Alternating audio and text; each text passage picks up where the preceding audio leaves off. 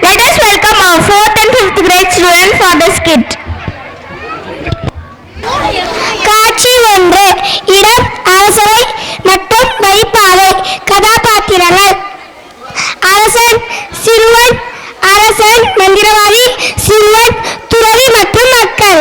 மன்னா மன்னா மன்னா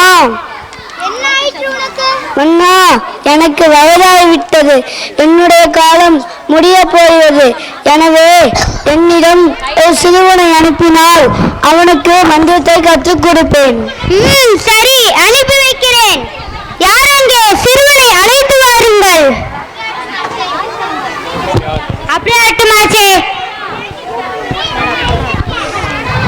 சிறுவனே, இங்கே வா. மந்திரவாதியுடன் சென்று மந்திரத்தை கற்றுவா. அப்படியே ஆகட்டும் அரசே.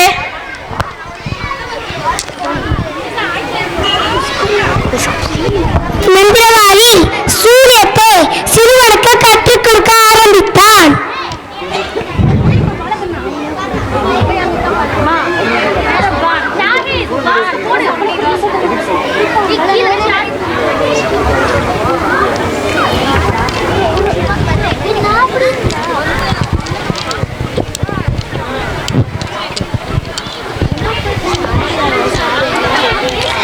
எங்கப்பா சென்று வருகிறாய்?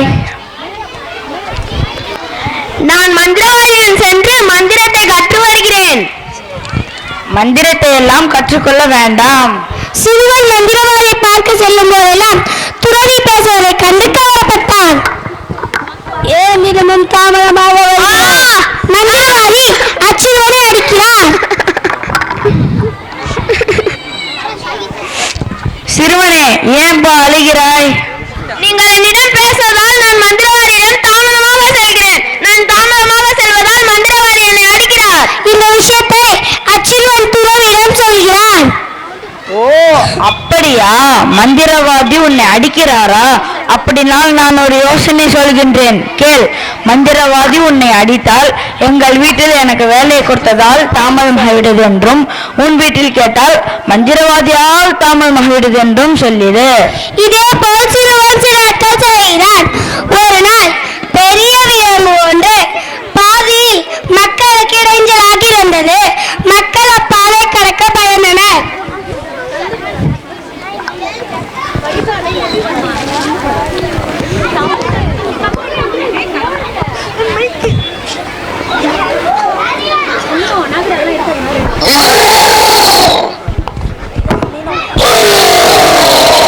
அப்பா, எவ்வளவு பெரிய விலங்கு! விலங்கை கண்டால் நம்ம எப்படி இந்த பாதையை கடந்து செல்வது?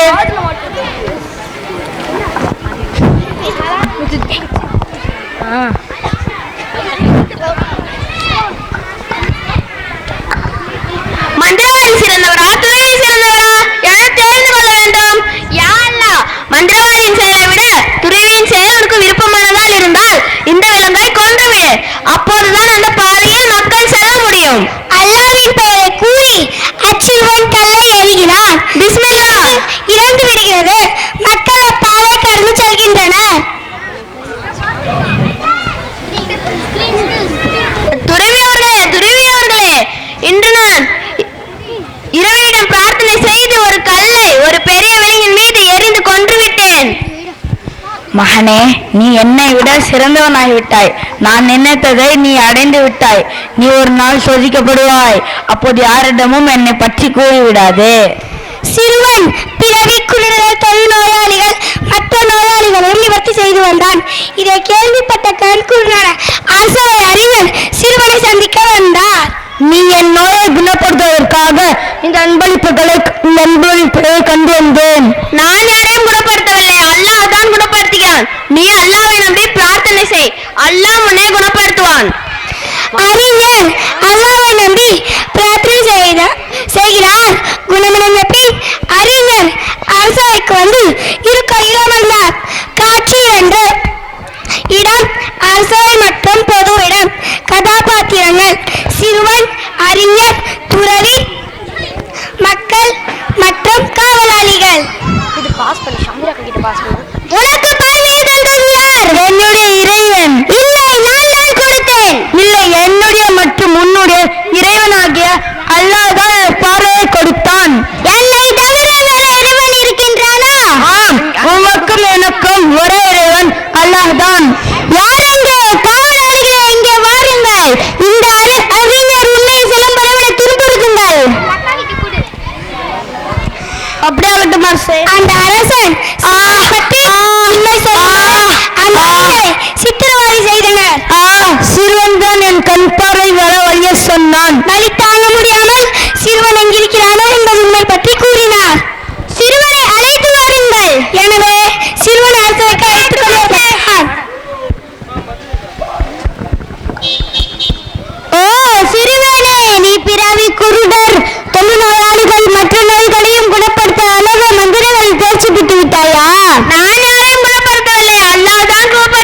குணப்படுத்துகிறான். நான் இல்லையா?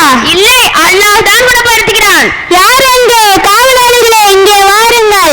இந்த சிறுவன் உண்மையம் சொல்லும் வரை இவனை துன்புறுத்துங்கள். அப்படியாகட்டும் மாஸ்டர்.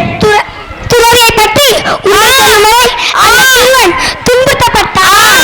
துறவிதான் எனக்கு சொல்லிக் கொடுத்தார். துறவியை அழைத்து வாருங்கள். எனவே துறவி அரசவைக்கு அழைத்து கொண்டு வரப்பட்டான். உன் மார்க்கத்தை விட்டுவிட வேண்டும், இது என் கட்டளை. இல்லை இல்லை, என் மார்க்கத்தை நான் கைவிட மாட்டேன். யார் எங்கே? காவலாளிகளே, இங்கே வாருங்கள். துறவியின் தலையை ரம்பத்தலருக்கு நான் ஆணையிடுகிறேன். அப்படியாகட்டும் மாஸ்டர். தலை துண்டிக்கப்படுகிறது.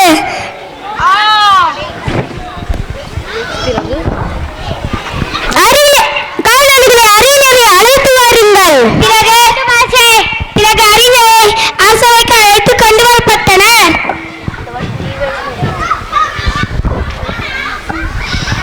ஒரு மார்க்கத்தை விட்டுவிட. என் மார்க்கத்தை நான் கைவிட மாட்டேன். யார் எங்கே? காவலாளிகளே, இங்கே வாருங்கள். அவரின் தலையை ரம்பத்தாளருக்கு நான் ஆணையிடுகிறேன். அப்படியாகட்டும் மாஸ்டர். அவ்வாறே அறிஞரின் தலையும் துண்டிக்கப்படும். சிறுவனை அழைத்து வாருங்கள். அப்படியாகட்டும் மாஸ்டர். பிறகு சிறுவனை அரசவைக்கு அழைத்து கொண்டு வரப்பட்டனர். உன் மார்க்கத்தை விட்டுவிடு. என் மார்க்கத்தை நான் கைவிட மாட்டேன். இந்த சிறுவனை மலை உச்சிக்கு அழைத்து சென்று மார்க்கத்தை விட்டுவிட கூறுங்கள். மறுத்தால் மலை உச்சியிலிருந்து தள்ளிவிடுங்கள். காட்சி 3. இடம் மலை உச்சி, நடுக்கடல் மற்றும் அரசவை. கதாபாத்திரங்கள் சிறுவன், அரசன், அரசவை, காவலாளிகள் மற்றும் மக்கள். சிறுவன் மலை உச்சிக்கு அழைத்து செல்லப்பட்டான். மார்க்கத்தை விட்டுவிடு. இறைவா, நீ விரும்பிய எந்த வழியிலாவது என்னை காப்பாற்று. மலை உருக்கப்பட்டது. காவலர்களில் இறந்து விட்டனர். சிறுவன் அரசவைக்கு திரும்பினான்.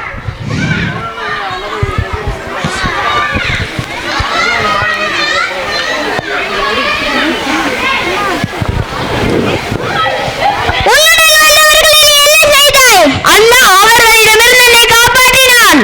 யார் எங்கே? காவலாளிகளே, இங்கே வாருங்கள்.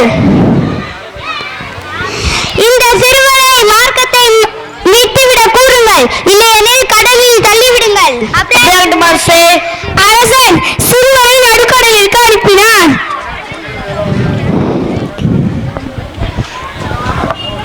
உன் மார்க்கத்தை விட்டுவிடு.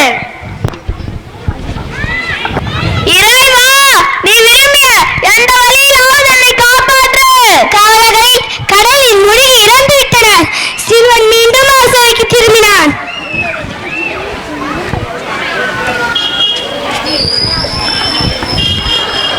உன்னுடன் வந்தவர்களை நீ என்ன செய்தாய்? அல்லாஹ் அவர்களிடமிருந்து என்னை காப்பாற்றினான். நான் கூறுகிற வழியில் நீ செய்தால்தான் உன்னை என்னால் கொல்ல முடியுமே தவிர வேற எந்த வழியிலும் உன்னால் என்னை கொல்ல முடியாது. அது என்ன வழி கூறு? உயர்ந்த இடத்தில் மக்களை கூட்டி ஒரு மரத்தின் கிளையில் என்னை கட்டி விட்டு என்னோட வில்லில் இருந்து ஒரு அம்பை எடுத்து பிஸ்மில்லாஹி ரப்பில் குலாம் என்று கூறி நீ எறிந்தால்தான் நான் இறந்து விடுவேன். அந்த அரசன் சிறுவன் கூறியது போலவே அல்லாஹ்வின் பெயரை கூறி அம்பை எய்து சிறுவனை கொன்றான்.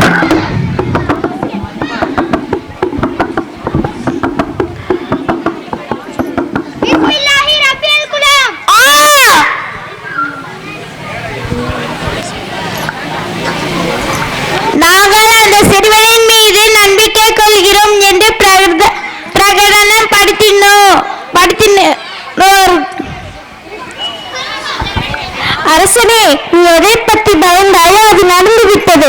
அல்லாஹ்வின் மீது ஆணையாக அனைவரும் நம்பிக்கை கொண்டு விட்டனர். அல்ஹம்துலில்லாஹ், எல்லா புகழும் இறைவனுக்கே. ஒவ்வொரு நுழைவாளியிலும் அகழியை வெட்டி அதன் நெருப்பை பற்ற வையுங்கள். இது என் கட்டளை. நெருப்பு கொண்டு எரிகிறது. யாரெல்லாம் சிறுவனின் மார்க்கத்தை விட்டு விடுகிறார்களோ அவர்களை விட்டு விடுங்கள். யாரெல்லாம் மறுக்கிறார்களோ நெருப்பில் போடுங்கள். அப்படியாகட்டும் மாஸ்டர்.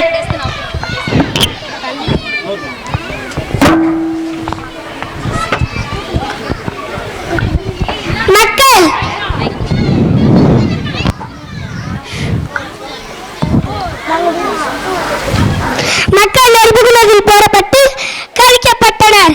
அப்போது தன் பால்குடி குழந்தையுடன் நெருப்பை அடைந்தால் ஒரு தாய் சற்று தடுமாறினாள். பொறுமை கருப்பொறி, நிச்சயமாக உண்மையான மார்க்கத்தை பின்பற்றுவாள். உடனே அவளும் குதித்தாள்.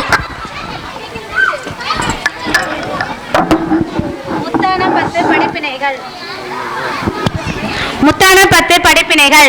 எவ்வளவு பெரிய துன்பம் வந்தாலும் அல்லாஹ் நம்மை காப்பாற்றுவான் என்று நம்பினால் அல்லாஹ் நம்மை கைவிட மாட்டான். அல்லாஹ் நாடினால் சாதாரண மனிதனையும் உயர்ந்த அந்தஸ்தில் உயர்த்துவான். மேலும் அவன் நாடினால் அரசனாக இருந்தாலும் இழிவுபடுத்துவான். அல்லாமல் முடியாது என்பது கிடையாது. நோயை குணப்படுத்துபவன் அல்லாஹ் மட்டுமே. டாக்டரோ இன்னும் பிறரோ குணப்படுத்த முடியாது. அல்லாஹ் நாடினால் பிறரை குருடனுக்கும் பார்வையை கொடுக்க முடியும். வெண்குஷ்ட நோயையும் சரி செய்ய முடியும். எந்த நிலையிலும் துறவி, அறிஞர், சிறுவன், மக்கள் ஆகிய அனைவரும் ஈமானை விட்டுக் கொடுக்கவில்லை. ஈமானை பாதுகாக்க தன் உயிரையும் இழந்தார்கள். அல்லாஹ்வின் பார்வையில் சாதாரண மனிதர்கள், அரசன் என்ற பாகுபாடு இல்லை. சத்தியம் தோற்பது போன்று தோன்றினாலும் ஒருபோதும் சத்தியம் தோற்காது. ஈமான் கொண்ட முக்மின்களுக்கு உலக வாழ்க்கை சிறைச்சாலை போன்றது. இறைநடை கருப்பவர்களுக்கு வாழ்க்கை சிறைச்சாலை போன்றது.